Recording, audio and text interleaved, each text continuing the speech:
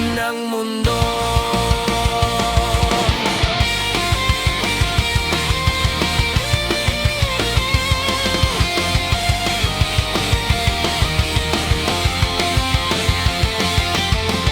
Hindi ba't sabi ko sa'yo, pigilan mo na yan, ang pag-iisip mo sa walang katuturan.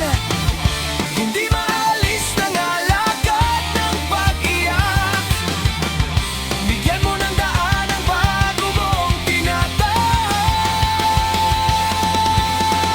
Sari-saring pangyayari pa ang iyong makikita, sari-saring bagay-bagay pa na mas mahalaga.